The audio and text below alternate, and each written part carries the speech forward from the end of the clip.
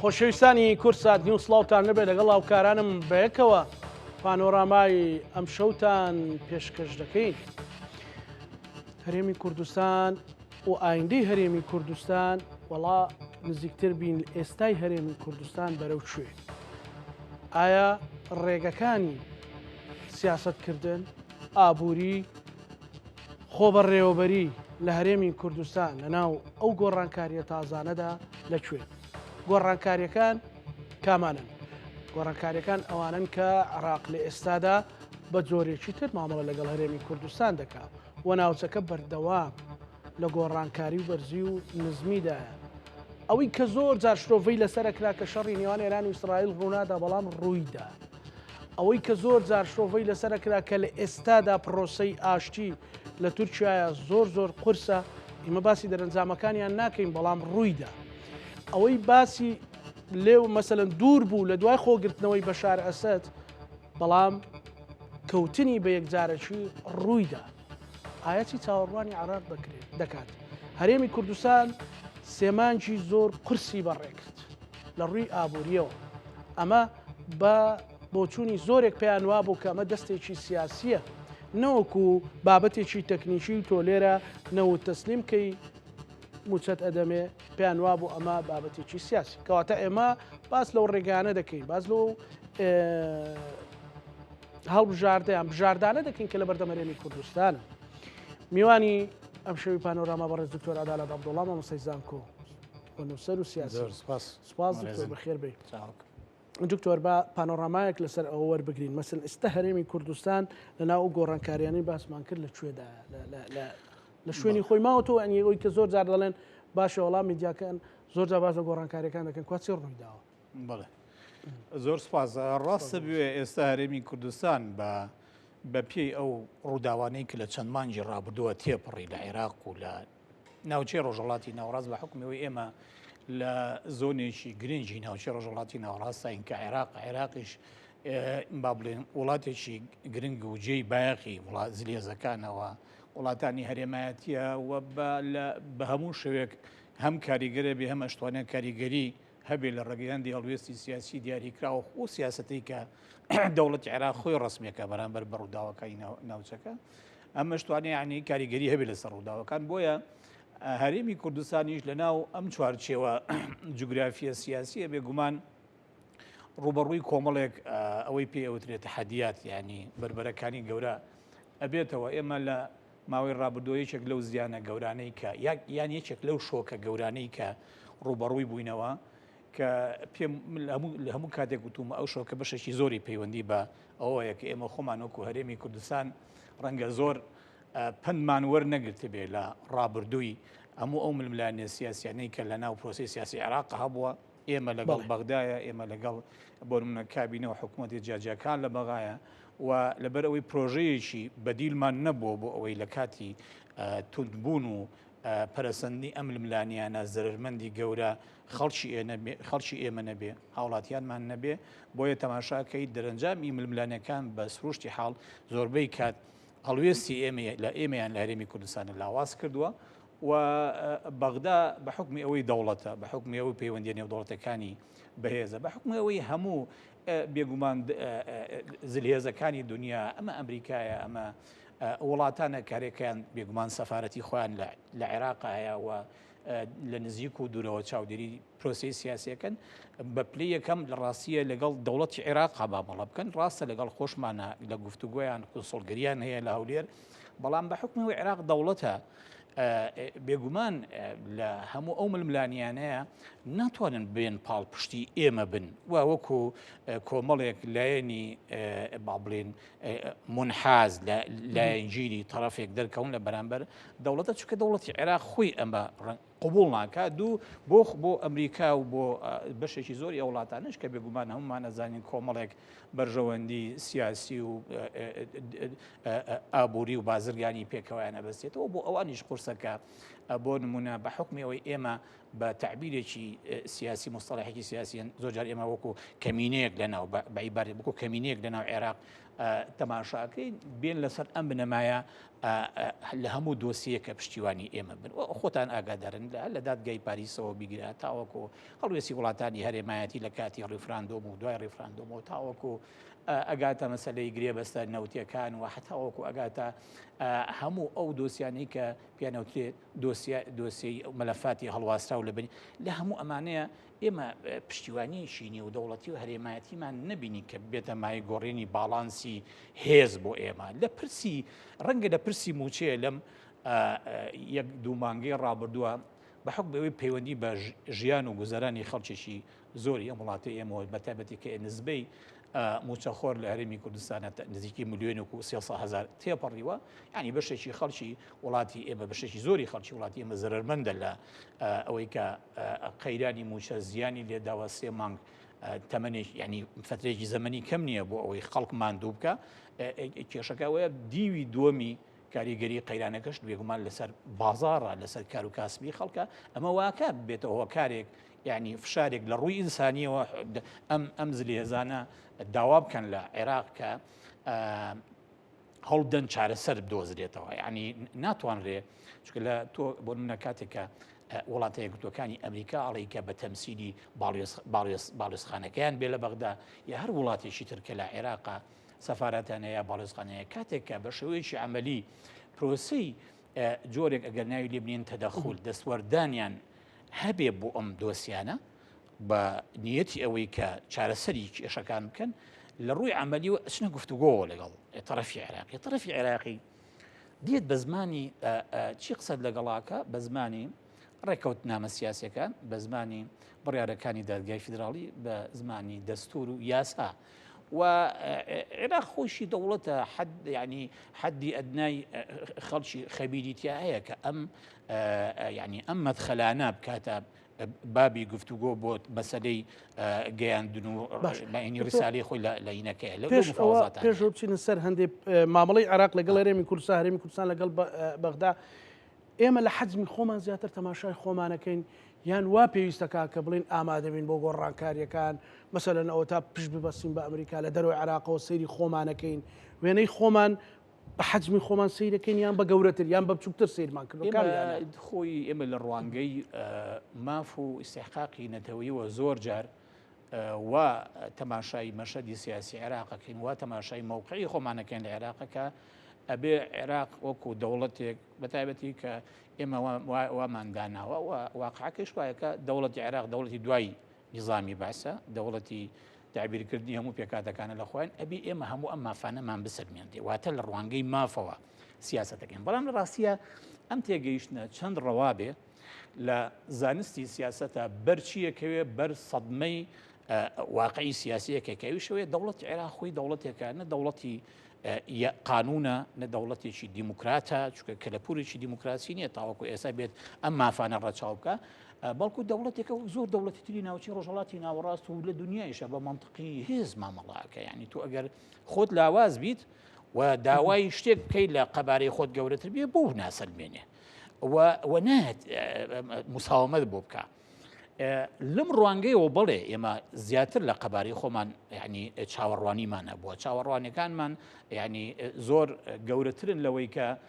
دۆخی خۆمان و ئیمکانیاتی ئەوەی کە ئەم هەندێک جار ئەوەی کە بەغدار پێمانەڵێ مەسەلەن زۆر جارەڵێن ئێوە ئەوەندەی مامەڵەتان لەگەڵ دەوروبەرە مامەڵەتان لەگەڵ ڕاستەخۆی بەغدانیە مەسەلەن خۆشمان وێنەیەکمان دروست کردو بۆ نمونەگەر بۆن بردومانێک هەیە بیرمان لەوە نیە کێمە لە چوارچەوەی سیادەی ئاسمانی عراق و کۆمەڵێکە و بابەتە پرۆتۆکۆلی عالمیانەی دێن وەکو خۆمان ئەڵێن بۆ وەڵاممان نییە یان مەسەلەن ئەڵێن ئەمریکا چۆ سەیری ئێماکە پێ دوای ئەمریکا جیاواز یان ئەوروپا بە جیاواز یان وڵاتی قلیمیەکان بە جیاواز بۆ بەرژەوەندی ئێمە سەیری ئێمە بکەن زۆر هەڵەیە گەروابی بکەینەوە چونکە ئەمریکیەکانیش تەماشاکە حتى عێراق بۆ ئەمریکیەکان گۆڕەپانێکی کراوەیە بۆ سیاستکردن و ئیدارەدانی مەساڵحی خۆشی یعنی بۆ منە ئەگەر ئەمریکیەکان سبەینێ لە دۆسیی موچەی فەرمانبەرانە بێ یا هەر دۆسیەکتر ئەگەر فشاری بخاتە سەر بەغدا بە دڵنیاییەوە پەیوەندی ڕاستەوخۆی بە پاڵپشتی ئێمەوە نییە پەیوەندی بۆیە کە جۆرێکە لە فشار لەسەر بەغدا بۆ ئەوەی لە مەلەفێکی ترا مساومەی لەگەڵا بکە ینی لە بوارێکی ترا بێتە ژێربار یا دووری خاتەوە لە کۆمەڵی علااقاتی هەرێمایەتی یان پەشیمانی بکاتەوە لە هەندێک بڕیار و لە هەندێک هەڵوێستی دیاریکە واتە شتێک نییە ناوی ئەو بێ لە کۆشکی سپیەوە بڕیاردرا بێ کە لە دۆسیەکی دیاریکراوە پاڵپشتی لە کوردەکان بکەن و پشت لە بەغدا هەڵکەن شتیوان نییە جارە عێراخۆی دەوڵەت یعنی من نمونەیەکی زۆر سادە بێن ئەو مەسلەی ئێمە لە ماوەیە هەندێگرێ بەسمان کرد لەگەڵ هەندێک شەریکاتی ئەمریکیە ئەمە تقریبا زەجێکی لە بەغا دروست کرد و کرایە هەڵا و تەسەوڕێکرێ هەندێک لە ینی ئەگەر ڕاگررتنی موچە دە فاکتەری هەبێ یەکێک لە فاکتەرەکان پەیوەندی بۆەوە بێ دەست بەجێ عێراق چی کرد؟ دەست بەجێ عێراق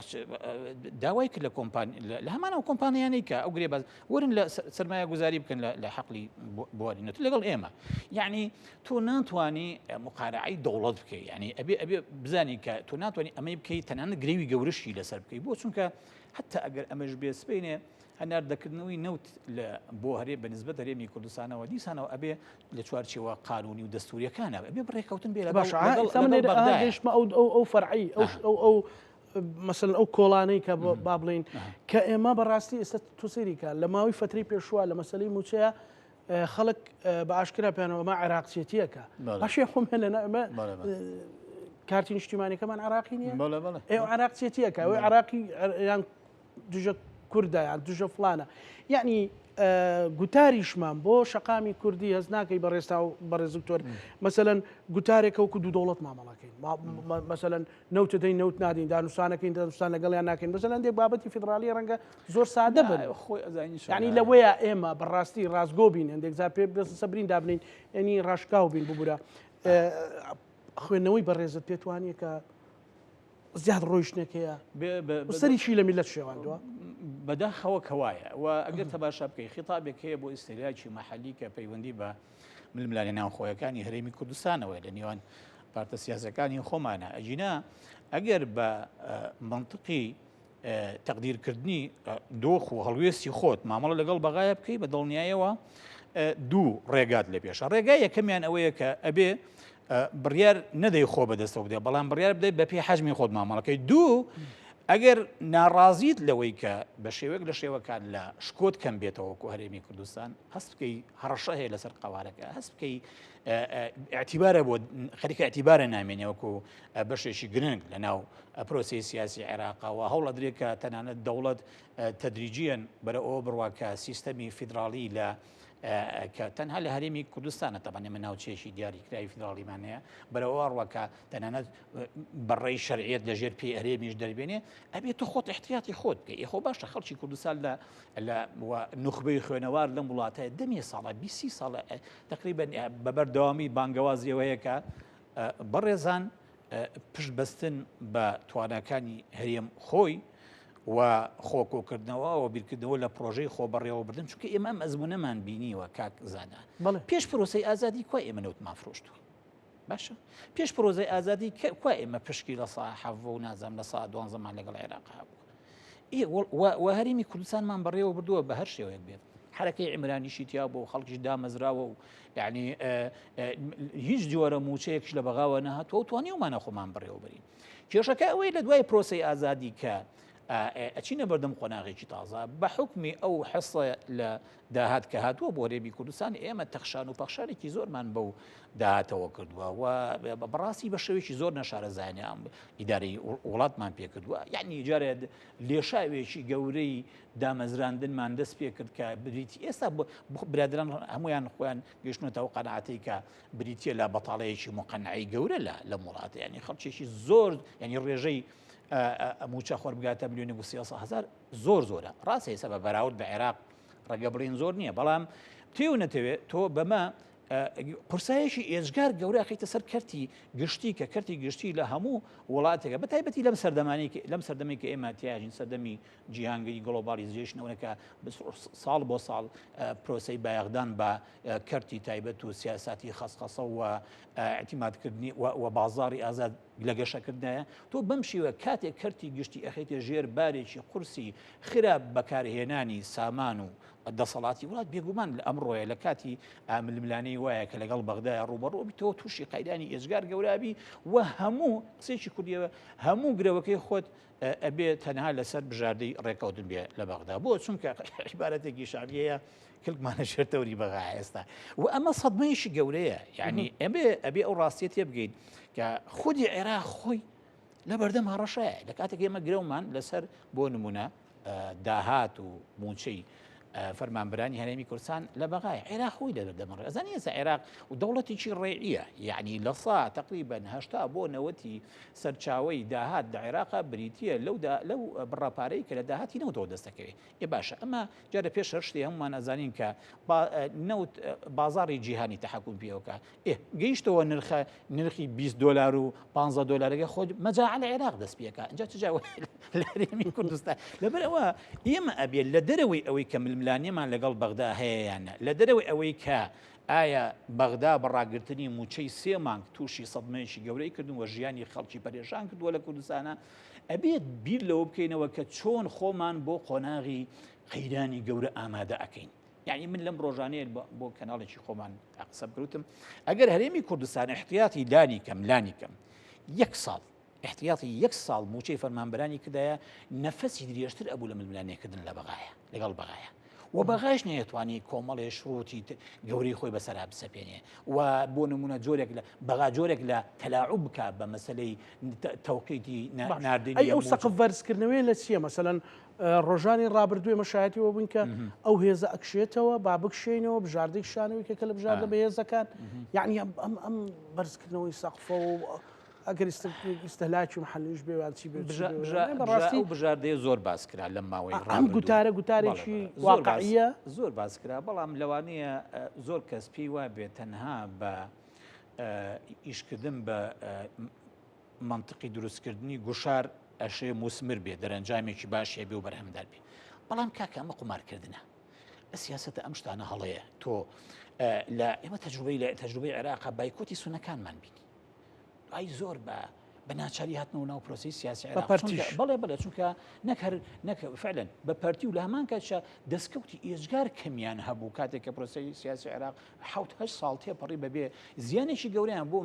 ناوچەکانیان هەمووی کە دەژێر کۆنتڕۆلی هێزە چەکدارە شیعەکان بۆیان دەرکەوت ئەمە زەرریانە بایکۆتکردن و زەرریانە ئینسیحابکردن لە پرۆسی سیاسی ڕاستە ئێمە پێکاتەیەکی دەتەوەی جیاواز بەڵام کەس زمانیەوە ناکە لانیکەم کەس زمانیەوە ناکە تۆ لە عەملی سیاسی لە عێراق بیتە دەرەوە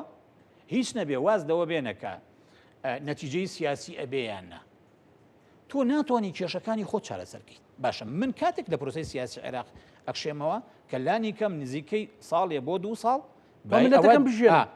بای ئەوە داهاتم هەبێ کە میلەتەکەم لە برسانم لێ کاکە ئێمە لە سەردەمێکی زۆر دڵڕەقا ئەژین کاک زانت دڵنیا بە یعنی ئێمە من بۆ ئەمیشە ترسی ئەوەم هەیە کە ئێمە وەکو کورد وەکو خەڵکی ناوچێ ڕۆژهەڵاتی ناوەڕاست لە ناو ئەم جیهانەی کە تایە بۆ نمونە کۆمەڵێک معادلاتی و کۆمەڵێک سراعاتی هەرێمایەتی و نێودەوڵەتی تایە زۆر سەخت بۆ جەنگی گەورەیە لە جیهانێکی زۆر دڕەقا ئاژین ببینە دۆخی غەزەت لە چیایە باشە بەچیوە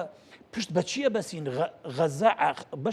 بەشی هەرە زۆری هاوڵاتەکانی عەرەبە 22 دەوڵەتی عەرەبی لە پشتە خەڵک لە شەقامەکانە لە برسە ئەمرێ تو چێت لە پشتە تاوەکو بشتە سراعێکی گەورەوە لەگەڵ چەندین طرفات لانی کەم لەگەڵ عێراق بەو لە دەوڵەت زۆر جار تەماشاگەن دەوڵەتێکە استقراری سیاسی استقراری ئەمنیتیان نیەوە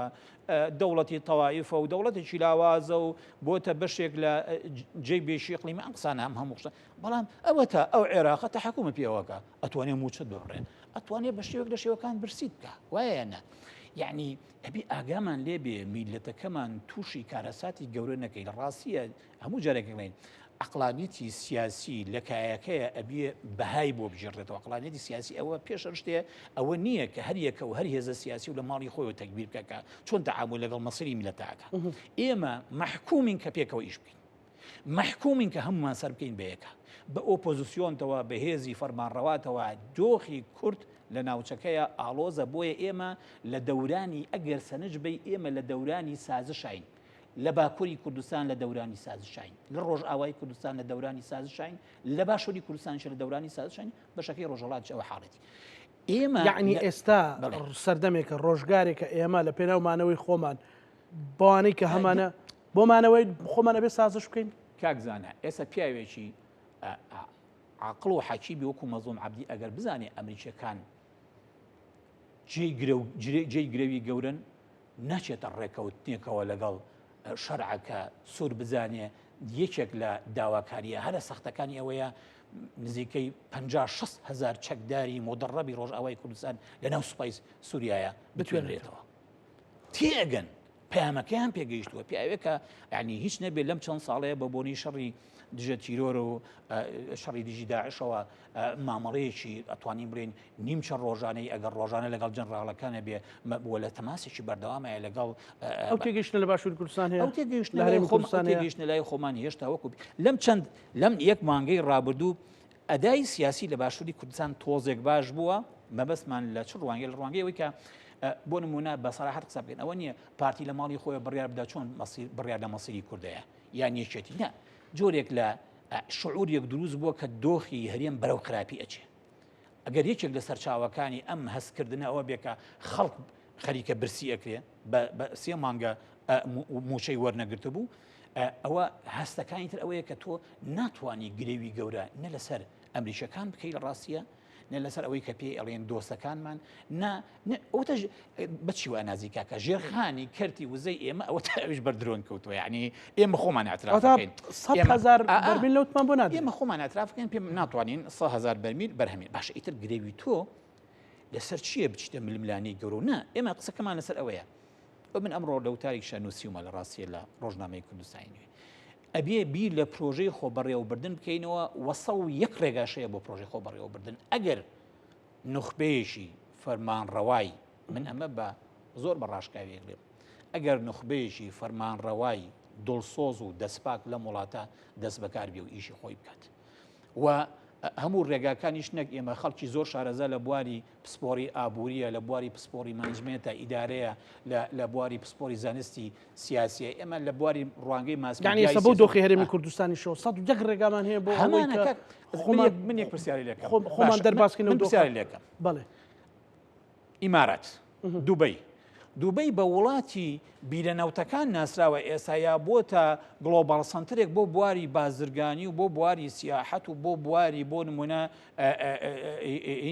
ئای و هینی ڕقەبی ئیبتیکاری ڕقەبی کاکە ئێستا ئەسڵەن وڵاتێکی ئەگەر نمونەی نزیک بینە وڵاتێکی وەکو ئیمارات وڵاتێکی بۆ سعودیە کە ئەمانە هەمویان دەوڵەتی ڕێعی بوون لە شەستەکانەوە هەر هەمویان هێواشی وەشوا ئەکەن تەنویعی اقتصادی خۆیان لە سەرچاوی ئەوانەمان تیا ئەو کۆڵەکانەمان هەیە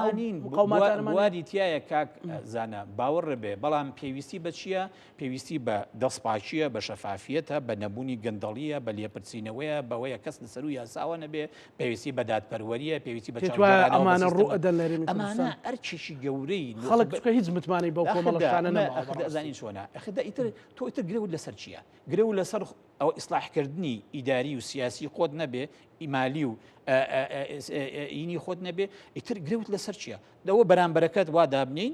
بەغایە و ناحەزە بۆ ئەتیباری کە لەم ماوەیە لە جیاتی ئەوەی سزای ئەوانە بە کایلتیزام ناکەن بە ڕێکەوت ناکەمە سزای خەڵکی کوردستانیە باشە باوا دابنین ئەوە بەغدا ناحەزە باواش دابنین کە ئەوە حقیقەتیشە ئێمە ناتوانین گرێوی گەورە و هێلکەی هەموو هێلکەکانمان بخەینە سەبەتەی ئەم عیبارەتەی کە زۆر ئەوترێتەوە هینی ئەوانی ترەوە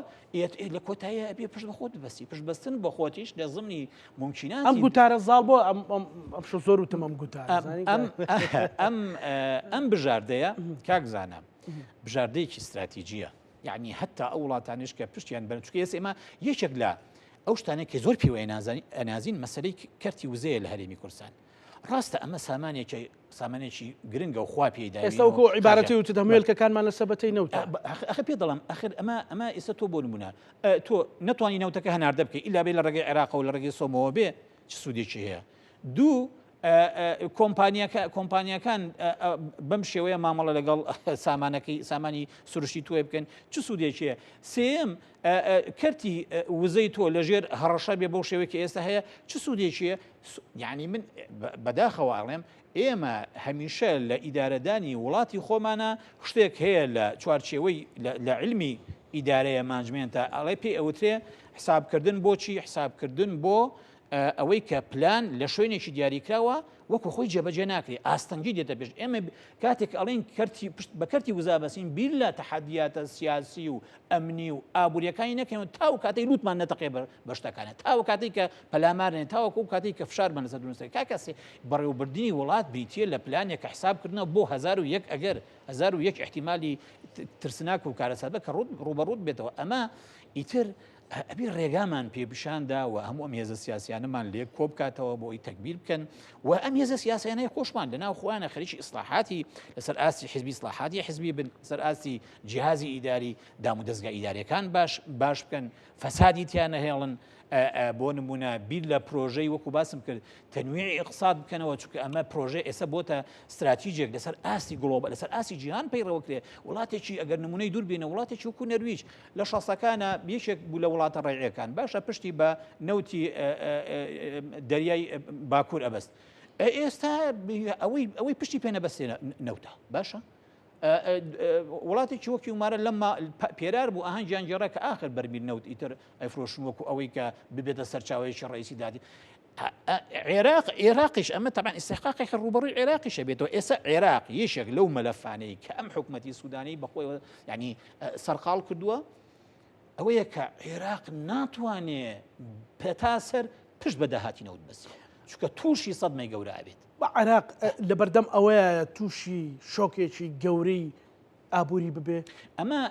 بابڵێن بۆ شوێک ئێستا هەموو شتێکی بۆ بەدەوت بەس ئەو بابەتەی کە باسێکن بابەتێکە ئەگەر ئانیش نەبێ ڕەنگە مستەقبلی بێوتمان پەیوەنی بە بازاڕەوە هەیە بازاری ئەوە نرخینەوت بەهۆی جمجۆڵەکە ینی ئێمە 20 دلار و حەوت دلارمان هەموو ڕووداوێک و گرژێک و ململانەیەک و جەنجێک لە ناوچەکەی کەم و زۆر ئەگەر بە شێوەیەکی نزمیش بێ کاریگەری لەسەر بازاری نەوتەیە عێراق خۆشی ئەزانێکە ئەمە کارەساتە باشە دوێنێ يعني حتى لو كرتشا عراق كشي جوري هي بون منا لم روجانيه شركه سومو تقرير شي داو با سوداني اليكاكا نوتي عراق بكشتي ادزري بكشتي لبندري فاو شو يعني حتى لم كرتشا دزي جوراء اكريت باشا يعني تو لوانيه برين صدان مليون دولار عراق لم كرتشا زرركا باشا ام كرتا ببيتا مای ئەوەی کە دەوڵەتێک بە گەورەی خۆی لەسەر ئەوە لەسەر پێی لەسەر ئەو ڕابۆستێکە داهاتەی مەزمون بێ داهاتێکی مەزمون نەبێ بێگومان ناچارە بێ وەکو ئێستا ناچار بووە کە بیر لە تەنویع اقتصاد بکات باشە عێراق ئێمە پشت بە عێراق بەسن ئەگەی عێراق خۆی تووشی کێشەی گەورە هات عێراق بۆ وا دابنێ ئەمە بازاری نەوت سەقامگیری بەخۆیەوە بینێ و ئەگەر لەبەر هەروە کارێک بێ بەتایبەتی کە دوو دەوڵەتی گەورەی وەکو چین و هند لەو وڵاتانن کە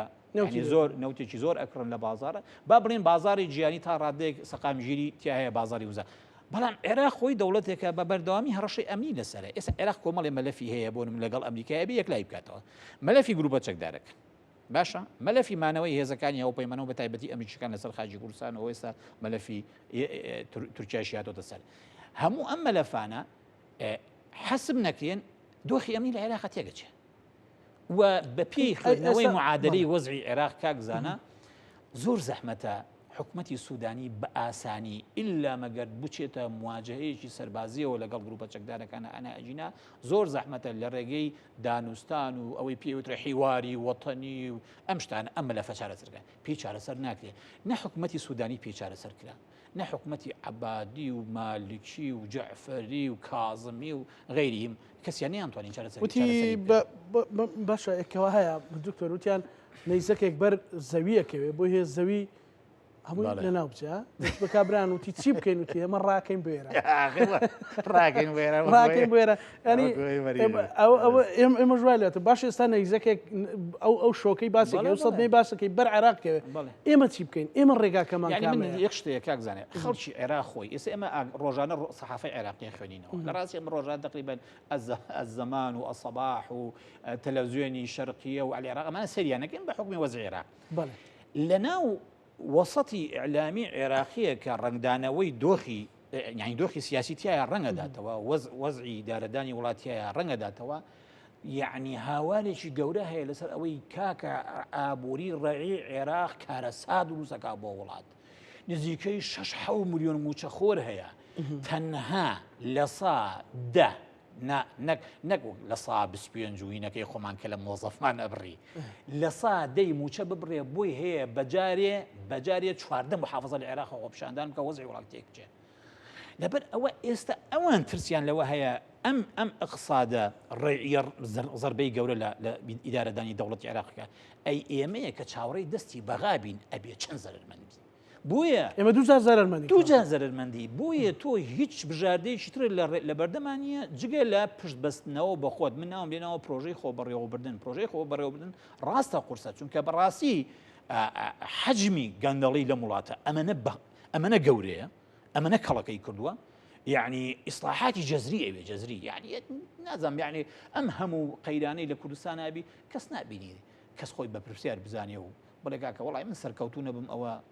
ئەکشێمەوەیە ئەوە وازم هێنا با کەسێکی کەفۆتر بچێتە ژێرباری ئەم مەسئولیەت یعنی وەک ئەوە نییە تەکبیریش نییە یعنی دوو مەساری سیاسی جیاوازە بۆ لە ماوەی ڕابردەوە ئێستا تقریبا مانگێکە خەریکە کوردستانی خەرگە عقلمان پێشێک کە مەسیرمان یەکە دائنیشین و هەندێک شتەیە ناڕین زیانەکەی گەورەتر بێ ڕێگای ڕاستەقینەی سیاستکردن لە کوردستانە ئەوەیە کە ئەتوانین دەست پێ بکەین لانی کەم ئەتوانرێ دەست پێ بکرێت بە شەرتێ واز لە تەعنودی سیاسی بێنین واز لە خۆبەزلزانین بێنین واز لە واهیمەی خۆ گەورە پیشاندان لە حەجمی خۆ بهێنین کە ئێمە زۆر جارە ئینوێنین بەرامبەر بە ئەوانی تر واقعی خۆمان بزانین و هەموو ئیمکانیاتی خۆمان بخینەگەر و دوور بگرین لە ئەم فرە خیتابیش لە مەسلەی چۆنیەتی چارەسەرکردنی قەیرانەکانی هەرێمی کوردستان و چۆنیەتی مامەڵەکردن لەگەڵ بەغا و هەموو ئەو کێشانەی لە کوردستانەیە چونکە ئەو دابەشبوونە بەڕاستی خۆی درزێکی گەورە دروستەکە زۆر بە ئاسانی وڵاتانی هەرێمایەتی بەغدا ئیشی لەسەرکاوە گەورەیە کاتەوە ئەوە کافیە کە بگەینە قەناعەتێک کە ئێمە بۆ نمونە بۆ ئەوەی بتوانین لەم کێشەیە دەربچین دەی با ئێمە بۆ خۆمان منتیقەی سلێمانی جیا بکەینەوە هەولێر وا بیر بکاتەوە کە با منتیقەی خۆی بدا بەدەم بە تورکیاوە ئەمە تکرد کۆتاییت پێدێت چکە نە تورکیا ماف نادا بە کوردەکانی خۆی اینجا بە تۆی هەیە عێراقیش ڕەنگە دووسێ مانگێ موچە بۆ بنێرە بۆ منتیقەی سلێمانی دوای ئەوە ئیبڕێت و ناچار دەکا وەکو محافظە مامەڵەک لەبەر ئەوە ئەگەر بەڕاستی نوخبەی فەرمانڕەوای ئێمە ئەیانەوێ قوارەکە پارێزراوە بێ ئەیانەوێ خەڵکی کوردستان ئاهێشی بەبەر بێت و لەژێر باری قورس و سەختی ئەم قەیرانانە بێتە دەرەوە ئەبێ تەکبیری حاڵی کوردستان بکە و یەکێک لە ڕێگاکانیش پشبەستنەوەیە بەخۆ ئیسلاحاتی سیاسیەکەن پێویست ناکە ئێمە لێرە باسی بکەین دەیان مامۆستای زانکۆ پسپۆر لە بواری وەکو باسی کرد ئیدارە ئابووری کەرتی کەرتە جیاجەکانە لە کەرتی بازرگانیە کەرتی کشت و کاڵا کەرتی بانقیە کەرتی یعنی لە هەموو مەجالێکە خەڵکی پسپۆر و شارەزامان هەیە کە ئەتوانن ڕێگا پیشان بدەن بە برادران کە چۆن بۆ نمونە تەنویعی مەسادری دەخل بکەن چۆن داهات زیاد بکرێ چۆن بۆ نمونە سیستمێکی ڕەوای موچە دابنری ئەی بۆ نمونە چ ڕەوایەکی تایە سیستمەکە نادات پەروەرانەیە لە موچەشە کاک زانە یعنی سیستمێکی نادات پەروەرانەیە ئێمە بۆچی ئەبێ وەزیرەکانمان و وەکیل وەزیرەکانمان و پەرلەمانتەرەکانمان ڕێزمان بۆ هەمویانەیە وا ڕێبێین ئەگەر موچەی 10 ملیۆن نەبوو 8 ملیۆن نەبوو کەواتە ئەو ئەم سیستەمە نادات پەروەرە چییە لە موچە کاکە یعنی بە تایبەتی کە ئێمە نە پەرلەمانمان کارەیە لەم ماوەیە و ئەژین یعنی ئەگەر 8 ملیۆنشیانێ 4 ملیۆنشیان دەی پێی ئەژین بۆ چونکە بەڕاستی بە پێی کۆمەڵێک داتا و ئامار و تەقدیر ژینکە پارێزێک بۆ بە 500 هەموو خێزانێک چەند با بڵێن نەمەتی ژیانیش لە خێزانێکەوە بۆ خێزانێکی تش گۆڕێ هەر هاوڵاتیەک ملیۆنێک تا ملیۆنیە کوربی ئەتوانی بژی بەڵام ئەم ژیانە ڕەنگە تۆ داوای 8 ملیۆنەکەی طبعاً تۆ ئەو کاتە تەفاوتێکی ئیجتیماعی دروستکەی خەڵ ڕقی دێتە بێ حەزەکەم بزانێ کاتە ڕێزی لێ ناگرێ وەکو پەرلەمانتەر 100 جار خزمەتی بکە ڕێزی لێ ناگرێ کە خزمەتیش ناکرێ ئێستا باشە تۆ خۆت ڕەتی بکەرەوە خۆت وەکو پەرلەمانتەرانی کوردستان و وەکو وەزیرەکان وەرن قانونیە دەرکەن بڵێن کاکە وەڵی ئەم پارەیە زۆرە بۆ نمونە ئێمە با خۆمان مبادر بین یعنی سەرمەشقی ئەو ئیسلاحە ئیداری و مالیە بین بۆ نمونە کە لە کوردستان ناکرێت لە ئیسلاح لە سیستەمی موچە بۆی بڕێک حەدی ئەدنای دادپەروەری کۆمەڵایەتی لەم سیستەمەشا بێ بۆی خەڵک هەست بکە کە بۆ نمونە لەسەر حیسابی ئەو لەسەر ماڵی گشتی خەڵکێک نییە کە بە شێوەیەکی فاحیشانە و دینە دەوڵەمەندی دەفعە بەڕێز دکتۆر تەنها پێداچوونێ بە موچەی پلە باڵاکان کە ئەوترێ بەس بە فعلی ئەتوانین مەسەلەن لانی کەم ئەو 900 و شتێک ملیار دینارە بالضبط بێژگەلەوەی بەڕێزت باسیەکەی ئێمە لە 2020ەوە یاسایەکمان هەیە بەناوی یاسای چاکساسی یاسای چاکسازی لە چ بوارێکە لە بواری خانەنشینیە موچەیە تخوا چەند بوارێکە لای خۆم نووسیومە یعنی لە هەموو ئەو بوارانە یاسایەک دەرچوو کاکە و یاسایە بخەرە بواری جێبەجێکردنەوە باشە وە بە شێوەیەکی دادپەروەرانە جێبەجێ بکە و بەرپرسیار بە وە شەفاف بە لە چۆنیەتی جێبەجێکردنیە یعنی یاساکە لە بواری شێ خانەنشینیە یا موچەیە دەرماڵەیە بەخشینە امتیازاتەکانە فەرمو ئەمە بکە بە مەدخەلێ بۆ پیاچوونەوە باشە و طبعا زۆر بواری تر هەیە کە تۆ بۆ نمونە بتوانیت لە ڕێگەیەوە داهاتی خۆت زیاد بکەیت و کەمترین یعنی کەمترین زەرریش لە هاوڵاتی بە بەڵام تۆ کە خزمەت گوزاریت پێشکەش کرد خەڵکیش ئامادەیە مستحقاتی سەرشانی بە حەزەکەم زانی ئێستا زۆر جار ئێمە بیسین لە وەزارەتی کارەبا ئەڵێ خەڵک پارەی کارەبا هەموو پارە قەرزارە باشە کاک تۆ سیستەمێکی دادپەروەرانە بە پێی دۆخی مەعیشی خەڵکی کوردستان پەیڕەو بکە لە پێشکەشکردنی خزمەتگوزاری لە بواری کارەبایە بە دڵنیاییەوە هەموو هاوڵاتێک کاتێک کە زانی کارەباکەی ڕێک و پێکە نابڕێ و کاتێک کە موچەیەکی ڕێک و پێکی هات کە قسێکی لێ تەرخان کە بۆ ئەوەی سبەینێ پارەی کارەبا بە پارەکە ئەیات بەس ئەگەر تۆ موچەکەی بە ڕێک و پێچی نێیتی و کارەباکەی مەزبوط نەبێ خزمەت گوزارەکانی ترە وەکو پێویست نەبێ کاکە ئەویش لێت تەمەڕوو دەکا لێ دیاخی ئەبێ هەر لە خۆی ڕقی لێ دەبێ باشە یعنی ئەوەی کە ئێمە هەموو جارە لە مەجای علمی ئیجتیماعی سیاسی پێنەتری دابڕان لە نێوان دەوڵەت و کۆمەڵگا ئەمە نابێ ڕووبدا ئەمە زۆر خەتەرە یعنی ئێستا حاڵی حاضر کۆمەڵێک ئاماژەی ترسناکەیە کە دابڕانێکی گەورە لە نێوان منزومەی فەرمانڕەوایی خۆمان و لە نێوان خەڵکی کوردستانەیە کە ئەمە زەرمەندە چونکە ئەقوەزرێتەوە و زیان لە هەردووشی ئەدێ هەم زیان لە خەڵکی کوردستانە دێ و ئەزمووی موچە باشترین بەڵگە هەرە هاوڵاتیە ئەچێتە ئەوروپا ئەچێتە وڵاتانی ئەسکەندەنافیا لەوێ شەو ڕۆژی شەکامان دووە بێ نیوەی پارەکەی خۆی وتەنی مەسەن لەگەر 1500 دلار 2000 دلاری دەستکردنیوە چێتە زەریبەوە وانێ مشکلەشی نییە بۆ لە بەرەو لە کاتی خۆیان پارەکە چێتە سەر حسابەکەی با لێرەشەوە دروست بێ مەسەلەن ڕەنگە ئێستا ئێمە ئەگەر بەرنامەیە تۆزی خۆمان تۆ تیا سوور و شیم بکەینەوە و تر ئەو کۆی ئەو ترێ زۆر جنێ و بۆ بڵیت و احترامە بۆ مەقامی جەنابەت و بینەرانم هەڵێن ئەوە بەتەواوە بەس وەختێک کە تۆ لەسەر شتی بنیاتی قسەکەیت کە خەڵک بێ ئومێد بۆ دکتۆر ئەم بێ ئومێدیت چۆن بگەڕێتەوە چکە زیانەکە زۆر گەورە بێ ڕەنگە مە مەسەلەن ئێمە پێمان ناخۆش بێ قسەیەبان گوێ بیست پێکەی چێک باسی گەندەڵیەکە دزیەکە بێسەروبەریەکە بڵێن ناوانە ئێستا بۆ نمونە وێنەیەک هەیە بەڕێز دکتۆر ڕەنگە بیبینی ئێستا ئەڵێن بۆی بەغداوان نیشاندن یان ناڕاست و باشوروان نیشاندن ئەوە لە سەماوە و پردە ڕووخا ئەوە لە بەغدا فلان هێز چۆتە سەر حەشدی شعبی چۆتە سەر هێزی دەوڵەتی ڕاست ئەمانە خراپن بەس تۆ تەکبیرێک لە حاڵی خۆ ئێمە زین چۆنە خۆ بتێو نەتەوێ خۆی هەر ئەوەندە ئەو تەقدیرەمان لابێ کە عێراق خۆی وڵاتێکە سەقامگیر نییە لە ڕووی سیاسی و ئەمنیە بەس ئەمە تەنها خۆی کافیە بۆ ئەوەی ئێمە خەمی خۆمان بخۆین کاک زانە یعنی ئێمە لە دەوڵەتێکانین کە توانای خۆبەڕێوەبردنێکی بەردەوامی هەبێ و هیچ ڕەشەیەکی لەسەر نەبێ و بۆنمە ویفاقێکی سیاسی و ئەمنی بەردەوام هەبێ لە عێراقەوە ئیزدیهارێکی گەورە ئەمانە نییە لە عێراق حەزەکەم زانی عێراق وڵاتێکە سەرڕای ئەو هەموو ئیمکانیاتە زۆرەی کە هەیەی بەداخەوە هێشتا دەوڵەتێکە خۆی لەسەر زمانی هێزە سیاسەکانی خۆی ئێستا طبعاً ئەم حقیقەتە لەگەڵ نزیکبوونەوەی وادەی هەڵبژاردنە باشتر سەراوەکەوێ حەزەکەم زانی بزانە سەیری زمانی حزابی سیاسی چۆن پەلاماری یەکتر دەن بەو مەلەفاتانەی کە لە عێراقا هەیە و بێڕووی یەکتر ئەیتەقێننەوە زۆر جار من بە شتێکی هەڵبژاردن و حملەی هەڵبژاردن دڵخۆشم ئەڵم زۆر جار بەشێکی ڕاستە چێ دەبابی پرۆپاگەندەوە ئەوی پێوترێ پۆلیتیکال مارکتینگی سیاسی ئەمە ڕەوایە هەر حیزب بۆ خۆی بەڵام کۆمەڵی حقایقی لە کاتی کەمپینی هەڵبژاردنە ئەوترێ باشە لەو کاتێ ئەگەر تەماشای مەشهدی سیاسی عێراق پێ بۆ دەرەکە ئێمە لە چ وڵاتێکین ئێمە ئەبێ تەکبیری حاڵی خۆمان بکەین ناکرێت یعنی تۆ ناکرێت تۆ بە منطقی ئەوەی کە لەگەڵ قەدەرە ئاڕۆی وڵی کاکە ئەگەر مەسەلەکە حتا مەسایلی دینی بێخوای گەورە عەقڵ و چاوی پێ بەخشی و یاڵێ تەکبیری حاڵی خۆت کە باشە ئێمە ئەبێ حساب بۆ بکەین کە عێراق وڵاتێکە لە هەموو دۆخێکە جارێ پێش هەر شتێ بەداخەوە ینی استقلالیەتی قەراری سیاسی لای خۆی نییە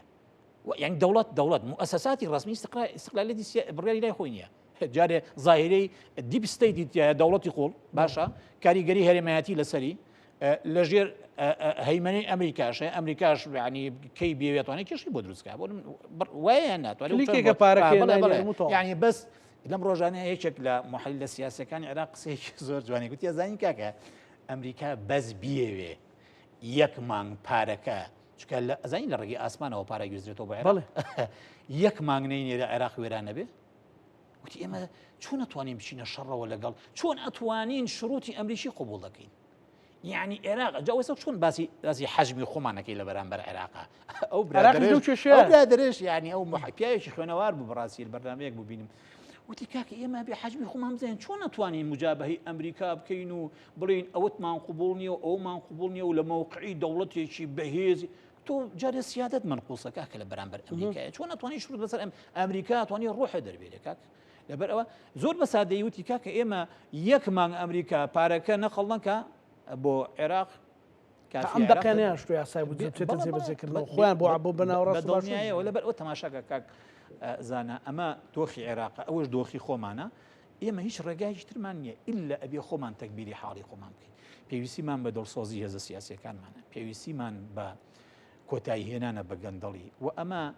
نەجنێودانە بە کەس نەهێرشکردنە سەر هیچ حیزب و کەس و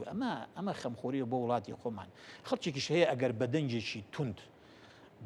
لە بێتاقەتیەوە لەو پڕی بێزاریەوە ئەگەر دوو ڕخنەی تونند و ڕادیکاڵ و تەنانەت دوو جنێویشی تێکەوێ باوەڕ بێ ئەگەر وەزعی وڵات باش بێ دێت وەکو سەربازێکی ون ئیشی تیاکە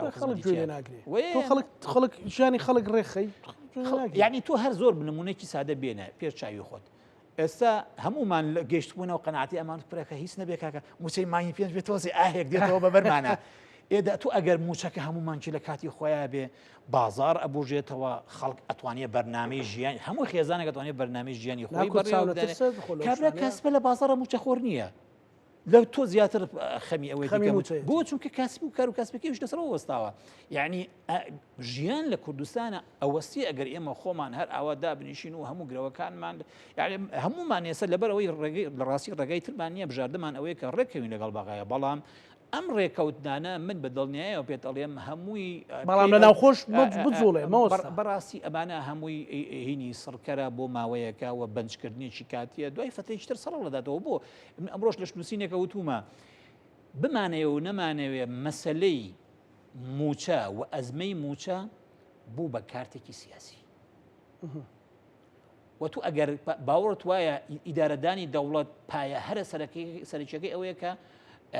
ئەوانەی وڵات بڕێەوە ئەبەن تێبگەن کە بوعدی سیاست لە بەڕێوەبردنی دەوڵەتە لەسەر و هەموو بوادەکانی ئەبێت تێبگەی سیاست چۆنەکەیت زۆر زۆر سپاس بۆ بەڕێز دکتۆر عەدالەت ئەبڵا مامۆستای زانکۆ سیاسی و سەر سپاس بۆ بەڕێستان تەکبیرمان کرد وانە لە حاڵی کوردان انشاءالله بەڵکو خەڵکانی خەمخۆر هەبێ گوێ بگرێ بۆ چارەسەر ینی تو ئێستا گەر موچەی مانجی پێنجێ تەکبیرێکە لە حاڵی مانجی شەشەکەی دو پێ شەش لیژنەشدانێ ینی ئێستا بەداخەوە ینی بەداخەوە ئەوە ئێڵێمە کورد وەک ڕۆژنامە نووسێک بەسەر پێی جیانداناوە بۆ فەرق پێکردن بە نێوان کۆڵانێکی سلێمانی و کۆڵانێکی هەولێر کۆڵانێکی ڕانێ و کۆڵانێکی زاخۆکۆن ئەنی ئەمە لەو عەقڵیەتە بچووکە بینە دەرە کاک زانە بەداخەوە بابەتێکی باش وروژان یعنی تۆ سەیکەن نەزیفی شیمالی هەیە بەرامبەر بە ئەمە هەموو دام و دەستگا ڕاگەیانەی کە دروستەکرێ زۆر زۆرە ئەم هەموو سایت و پەیج و وێب تیڤی و کاکە ئەم پارەیە لە شۆ دێ بەڕاست بەڵێ ئەخر ئەوەیە چێشەی خەڵکمانەیەکە لێرە خەڵک ئەڵێن خەڵک بێتاقەتەوە بێزارە پرسیارێکە ئەڵەیە بۆ نمونە زەحمەت نەبێ ئەگەر پارە نییە ئەم هەموو دام و دەستگای ڕاگەیان نەتازە کۆمنت نووسیشیان دامەزانی بەڕاست گۆبی ئێستا لەو ڕۆژانایکی کۆمنتی نووسیوە بۆ پیجێک بەیانی بوو ئەم خوێندەوە یەکێک منی تا کردبووە لەو پیجی خۆمان کورسات نیوز ئەڵێ ئەو زانایە باسی غەزەمان کردبوو ئەڵێ ئەم زانایە من لە نزیکەوە ئەیناسم هەر بە من ئەڵێ ئەڵێ ئەمە بۆ دەوڵەمەندبوون و بۆ بەرپرسیار مەسئول ئەوێ ببێ بە شتەکە بۆی واکە یعنی ئەمە من چوومە ئەوەکەی دایخست بوو ئەزانم کۆمۆنووسێکە بۆ لەسەر سایکۆلۆژی خەڵکی شەکەن ئەڵێ دە کەسی خوێنتوڵە وڵای ڕەنگە ڕاست بکە ئەوە برادەری زانابێت ینی لە ڕووی سایکۆلۆژیشەوە پەروەردەکراون کورە کاکە وەرە وڵاتەکەت بنیادەوە بێ مەسئولیان زۆر سپاس دووبارە دکتۆر عەدالەت کامێرە زۆر باشە بینەرانی خۆشەویست لەگەڵ هاوکارانم بێ کۆپارۆڕامای ئەم شۆمان پێشکەشکردن هەموو لایەکتانەمانەتی خوای گەورە بخواتان